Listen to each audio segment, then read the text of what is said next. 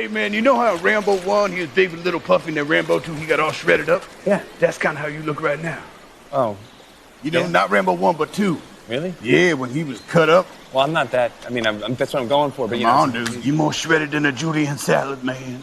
Thanks, yeah. What's the secret, dude? It's a diet. I'm just dying. Really? Yeah. Because I'm trying to come up a little, but it's just, it's tough. No, you look good. Any tips? Yeah. What? Any tips Looks you like, got? you know, there's like the pineapple. Give me that goddamn map. Fuck you. What is up, YouTube, and welcome back to Tactical Newbie, the channel where a newbie like me gets into all things tactical. With the funny movie introductions out of the way per usual, like we always do, let's get right into today's video. So today's video, I'm bringing back the tactical comparison segment of videos. For those of you that are not aware, the tactical comparison segment of videos is basically where I take a specific Gucci brand item, whether it be a plate carrier, whether it be pouches, whether it be even, you know, going as far as like real steel firearms or anything of that nature, anything along the Gucci, I guess, trademark or the Gucci label, and basically cross compare it to its clone budget-friendly counterpart, so to speak, and basically do a cross comparison between the budget-friendly versus the Gucci real specific component, and from there basically do a full review, 360 degree of both products, cross-reference between the two, showcase the similarities, the differences, and everything in between. But with all the rambling out of the way, let's touch on today's tactical comparison video. Today's tactical comparison video, as you can't tell with the thumbnail, it will be comparing the T-Rex Arms AC1 plate carrier. If you can tell, obviously this specific plate carrier does not have any backers or any plates in it. I'm in the process of getting those, at least backers, to be able to fill the void, to make them look at least a little bit better. But comparing it to the AliExpress clone counterpart, Chinesium clone or knockoff. Long story short is that these two components are pretty similar within themselves, if you can't tell. There is a couple benchmark differences, though, that you will see kind of with the naked eye when cross-comparing the two products, one of which being kind of the narrowest or the narrow kind of frame or build-out of the budget-friendly clone counterpart. It does seem like that the clone AC1 is a smaller plate carrier within themselves. I did buy a large with T-Rex arms, so even by plate carrier standards, it could just be the fact that I'm kind of a bigger dude, but the large AC1 still kind of runs a little bit small on me by comparison, and essentially the Chinesium or the clone of the AC1 basically runs even smaller than that. So you'll kind of notice some of those at least differences between these two specific plate carriers for the most part, and you'll also kind of notice a couple other things that I will highlight obviously within the commentary. But with all the rambling out of the way, before I lose this, let's get right into the video, and of course I will see you guys on the other side. Alrighty, and away we go. So first we will start off by taking a look at the AliExpress AC1 clone. We'll actually look at the clone edition first.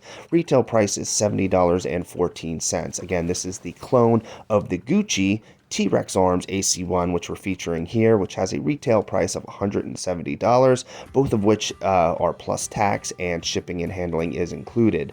From here, we will take a look at the screenshots for both these plate carrier systems so that you can see that the price points are within that consistent value. Keep in mind that the T-Rex Arms screenshot did have a demarked price point because they are actually retrofitting or changing their system up a little bit and providing a AC 1.5, I believe, and then an AC 0.5 or kind of a more reduced, more slim, streamlined version of the AC1, and they're funneling out and discontinuing the AC1 within itself. So in most retrospects, if you are looking to get an AC1 in the foreseeable future, I would definitely recommend jumping on that and getting on board and maybe ordering one through T-Rex Arms, because I don't know how much longer that they will be featuring that, and instead rolling with the 1.5, and I believe it's the 0.5 or whatever it is, the more slicker version. From here, we'll take a look at the AliExpress clone, though. And just start off right from the rip. So from here, you will notice that there are some pretty vast similarities between the AC1 AliExpress clone and, of course, the actual T-Rex Arms AC1. For the most part, the kind of finish and fit of both plate carrier systems and kind of just how they are kind of at least built out are pretty much very similar, with a couple, I guess, major differences that I will kind of highlight as we kind of progress with the breakdown of this video.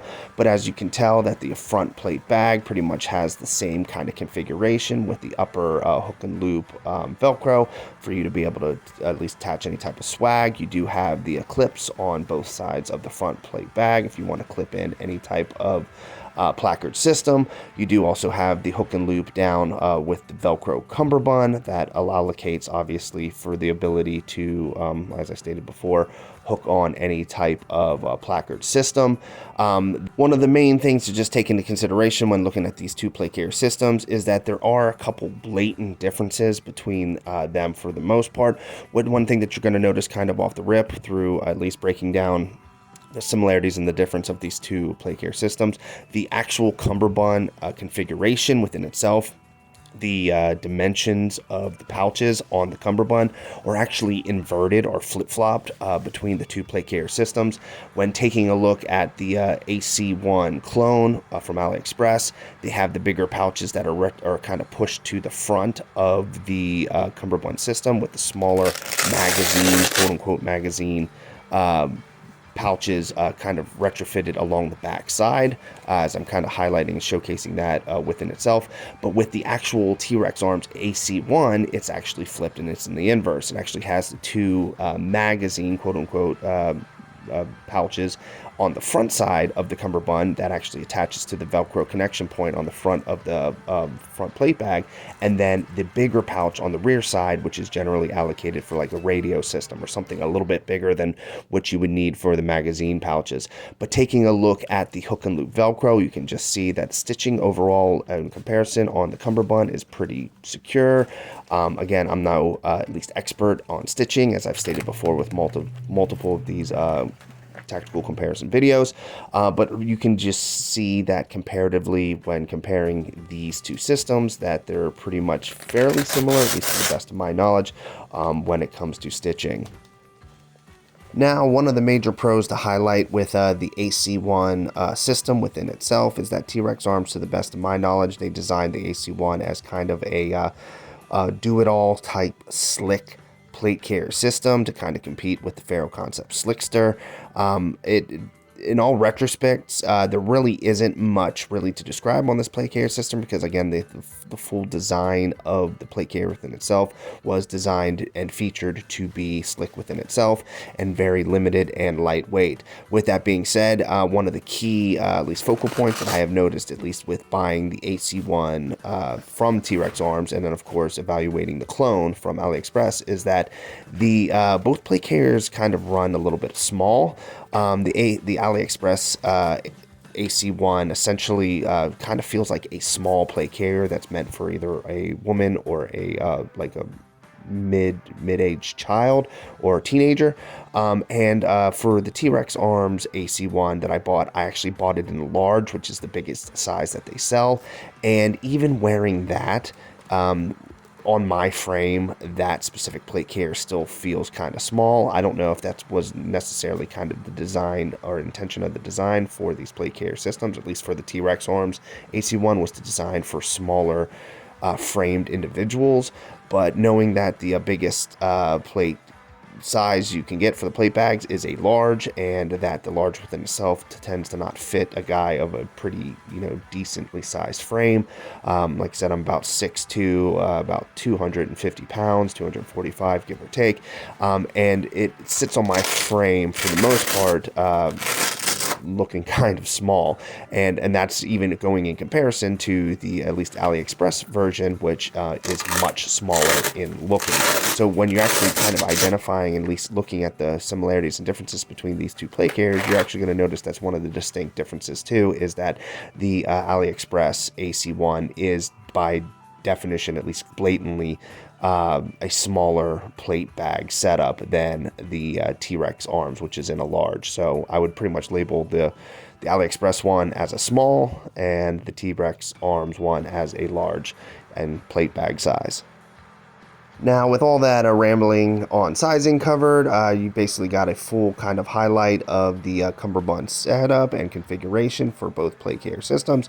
As you can see blatantly, you can see that in reference to what I was stating before about the configuration of the bigger pouches versus the smaller mag pouches and how they're configured differently from the AC1 clone versus the legitimate AC1. There might be a possibility where I could actually flip and retrofit those and maybe flip-flop them to the alternate sides. We'll see what I can do to try to experiment to try to get them to actually truly match with each other.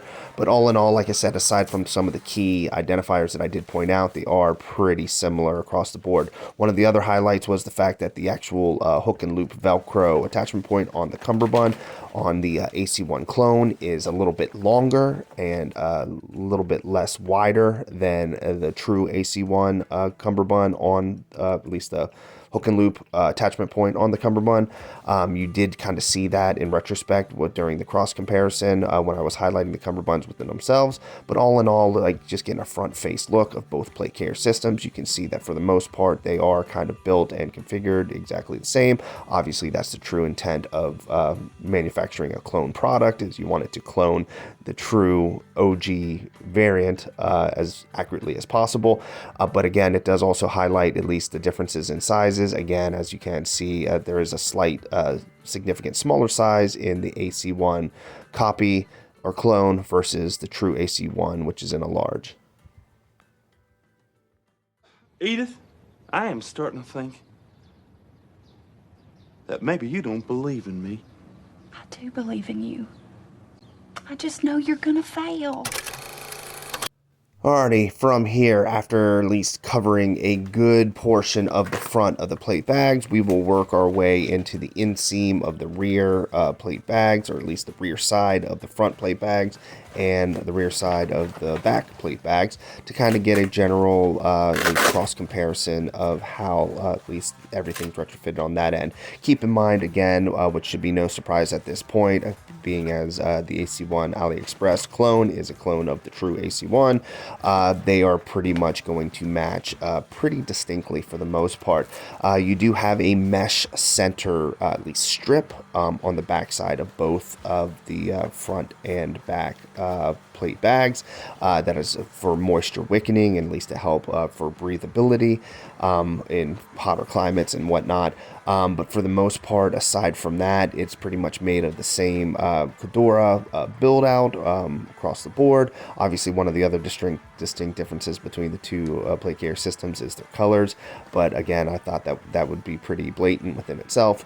But as you can see within the configuration of the AC1 clone, you can kind of see that the stitching across the board is very, very good, very tight. There's no real frayed stitching lines, no kind of stitches that are out of place or anything that's really significantly standing out, especially when you're taking a look and cross comparing it to the true AC1. Keep in mind that both products also do come with at least shoulder strap socks, so that way you at least help alleviate from any type of friction, burns, or rubbing from the hook and loop attachment points on the shoulder straps, which are attached on a similar method to the Spiritus Systems LV119, but all in all, it's kind of on the same retrofit where it's basically has the two hook and loop shoulder straps that basically just overlap on each other and allow for adjustability as you see fit, and the sock is basically ran over to at least alleviate any type of rubbing from those at least sharp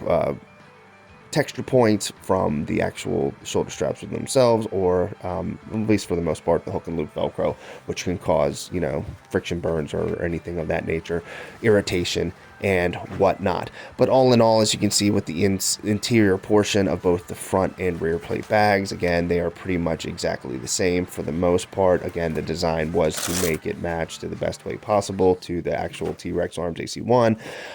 But all in all, as I did kind of highlight and touch on before, the true design of this plate carrier system and its clone is for a slick, streamlined setup to both eliminate weight and both eliminate any type of excess material that's not needed. So obviously when it comes down to the breakdown between these two plate carrier systems, there's really not a lot to review compared to something like, you know, the Agilite K19 or something that has a little bit more bells and whistles, because obviously there's less material covered because the reduction of material helps with the reduction of weight, and it's the true purpose of why these slicker plate carriers are designed for the purpose of a weight reduction and to be able to slap on or throw on quickly and utilize it when needed in a fast and efficient fashion. At the end of the day, when it comes to a lot of at least the cross comparison of these two products, and even just with the technical comparison, at least segment of videos in general, it's again, for the most part, just to highlight for at least guys just starting out like myself, or even, you know, guys that at least have been in the tactical industry or to some degree, airsoft or whatever, what have you, training. At least a affordable option to at least, you know, be able to rock the AC1 without necessarily having to pay the AC1 price, especially when you're looking at a price tag of $70 versus $170, at least at that markup. Now, obviously with the reduced price, you know, it's for the AC1, if it is in fact being discontinued, that's at least a little bit helpful because you do have a reduction in price. But even moving forward, as the AC1 does possibly fizzle out and it gets replaced by the AC 1.5 or the AC0, it is one of those things where, you know, if you do want one, maybe the only option moving forward might be either from a secondhand supplier or from buying it, you know, as from a place like AliExpress, which is basically just a clone mock-up of the actual variant. But with all of that rambling out of the way, like I normally do, I'm probably talking you guys' ear off a crap ton. Some of you guys tend to like it, some of you guys tend not to. We did get a pretty good explicit look at the at least the interior plate bags. Got to show the front lip that basically holds the plates in. I'm pretty certain again that the AC1 clone is a small, so it might hold a smaller plate that's at least of a smaller size than the standard 10 by 12, maybe be like a 9.5 by 11.5 or something of that nature, whatever the dimensions might require. I'm pretty certain that for the most part, at least the large AC1, at least based on the T-Rex arms, at least size chart that they did offer, does hold a sappy cut 10 by 12 plate within itself. So again, it does show the metric that their largest plate bag is at least adequate to hold a 10 by 12 sappy cut plate. But you know, you're not really guaranteed to get anything bigger than that from the rip. So that's something to take, at least take moving forward. You fucked my girlfriend, dude. One time. For a week. What? But I want to make it up to you. Can I fuck your girlfriend? Yes, but she broke up with me when she found out I slept with your girlfriend, so I... Alrighty, now from here we will just flip everything back around and kind of reconfigure everything back to its original position. We'll take the cummerbunds and we'll strap them to the front plate bag for both of the plate carrier systems, and then from moving forward we will basically start at least taking a look at the rear plate bag. Again, take into consideration that again, as I stated before and I'll state again, that these plate carriers are manufactured to be slick within themselves. Because they are slick in nature, there's less bells and whistles to highlight. Essentially all it is just in its slickest state, it's just I believe it's 500D Cordura.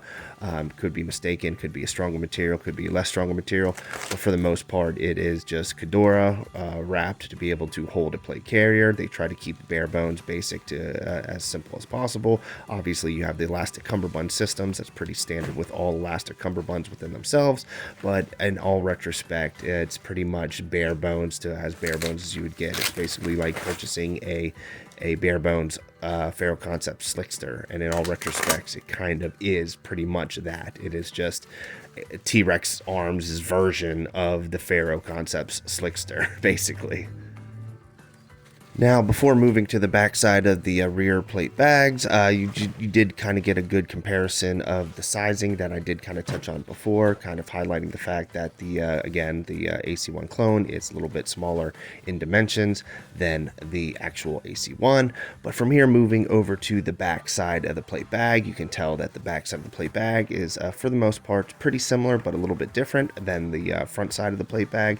You do have the hook and loop Velcro on the top section of the rear plate bag, obviously to at least add any type of additional swag, put your name, a name panel, put a blood type, anything like that. On the rear side of the at least rear bottom side of the rear plate bag, you do have the, I guess, the kind of infamous T-Rex Arms AC1 overlap, which basically is essentially just this Fedora panel that flaps over the hook and loop Velcro on the rear side. Obviously, I could probably eliminate any type of catch possibility between the hook and loop and you catching on to anything that might be at least attracted for the most part, to be able, to the at least the hook and loop. But for the most part, it's pretty much, I guess, synonymous in look with the AC1 within itself. It's kind of one of the standout features, I would at least assume, for the AC1, because it's very unsimilar or not similar to any of the other at least plate carriers in the market, so it does kind of have its own standout feature. But from there, you do have at least the rear cummerbund, at least attachment point, again with hook and loop at least Velcro to be able to hook and loop the cummerbunds onto the rear side of the plate bag. As I did touch on before, I might try to flip-flop the cummerbunds on the AC1 clone to try to get them to retrofit and match with the actual AC1, where the bigger pocket is on the rear side of the plate carrier, and then the smaller pockets for the magazines are near the front side. But aside from that, it is pretty much, like I said, standard, almost exactly the same. One thing to kind of touch on real quick is that the AC1 clone does also come with 2 additional components, which is a front placard and then an additional 4 placard setup, at least to be able to Velcro onto the front hook and loop Velcro, to allow the availability to add an additional run of elastic for magazine holding retention. But again, that kind of comes with the price of the $70 that you pay for the AliExpress clone. Here we'll just kind of highlight on the shoulder pads and the socks that I did touch on a little bit earlier. As you can tell, the make is pretty much exactly the same. Stitching for the most part is exactly the same. It's like I said, it's a pretty strong contender for almost a direct one-for-one replica. The first place challenger, first place winner would probably be the Tactical Armament Battle Vest Elite and its comparison to the Agilite K19, but this is a pretty close contender for second place. They did at least the manufacturers, the Chinese manufacturers of the AC1 clone did do a really good job of at least focusing on attention to detail for the most part to try to at least provide an as accurate of a clone as possible. And I would have no doubt in the fact that this would probably work no different or probably on the similar or on par to the actual T-Rex Arms AC1 without any issues. So if anything, it could be just a good plate carrier for, a spouse or a young child for airsoft training, or even, if you wanted to maybe explore, other components like the tactical games or anything like that. Because I do notice that a lot of the, at least tactical athletes in the tactical games tend to run the AC1 just because of how light it is. So at least to know that you have a smaller plate carrier within itself might actually help with maneuverability and completing some of the exercises. Again, these are just all completely just random recommendations with no real backing and experience whatsoever, but all of which is just suggestions. But as you can tell with the front face, they look pretty much distinctly almost exactly the same. Do you know the best night I've had in the last 5 years is a night that Zoe and I split a bottle of wine, we made a summer salad, and watched chocolat together? You mean chocolate? Chocolat. Chocolate with Johnny Depp. Chocolat. You're not fucking French, Pete. It's called chocolate. Chocolate's got an E on it. That was your favorite night? Yes. Your best night in 5 years is watching Chocolate with Johnny Depp? You should be ashamed of yourself. The combination of wine and summer salad and chocolat, yeah. You should be embarrassed. You know, Alrighty guys, I hope you liked the video. Of course, make sure to like, comment, and subscribe down below. Let me know what you think of today's tactical comparison video. Let me know what you think of some of the previous tactical comparison videos that I have featured on the channel thus far. Keep in mind that the tactical comparison video within itself, or the segment of videos within themselves, will kind of be a hot feature that I will be kind of continuing to kind of promote and push on the channel. For a number of different reasons. The primary reason, of course, is that it doesn't hurt to at least provide to viewers and to provide to guys in the tactical space, or just getting started in the tactical space, a budget-friendly option to kind of start with or start training with, along the lines of something of the Gucci variety. So for certain people that are a little bit budget restrained, or don't really have the type of cash flow to be able to drop X amount of dollars on a Gucci gear plate carrier or battle belt or specific pouches or specific anything of that nature, at least provides you, the viewer, a low budget friendly option to at least start the method of training. This is in no way kind of highlighting and saying that the budget friendly option is better than the Gucci option, but for some guys who might not have the funds, at least getting the budget option and getting out and getting training and starting that methodology, and then kind of working the gear up as the training increases down the line, is at least it's a good practice. It's something that I'm kind of practicing within myself. Obviously, I am also, at least for the most part, buying things to to kind of promote a YouTube channel and kind of give you guys features to kind of reflect on and kind of view and kind of discuss and even cross-reference some of the options that I'm featuring on the channel. But even for the Joe Smo who basically isn't running a YouTube channel or trying to build a YouTube channel, who is just trying to get out and get some tactical training, that's the main purpose of it, is to say, hey, this is a more budget-friendly option. Go this route if you at least want to get started. That way you can conserve and save some of that extra funds and extra money on training, firearms, bullets, and anything of that nature. But with all the rambling out of the way, I will touch on the same stuff that I normally touch on at the end of every video. I do have a Twitter/X. Feel free to hit the link down in the description down below if you want to follow me there. I also do have a Patreon. Feel free to hit the link down in the description down below as well if you want to at least give some sort of patronage through membership, through the Patreon. All of it is much appreciated down the line, and it does obviously help promote the channel, help build the channel, and then together as a community, hopefully we can get this channel up and at least competing with some of the middle tier or even high tier tactical videos, or at least channels. But with all the rambling out of the way, again, before I mess this up and all the rambling that I do, I will see you guys next week.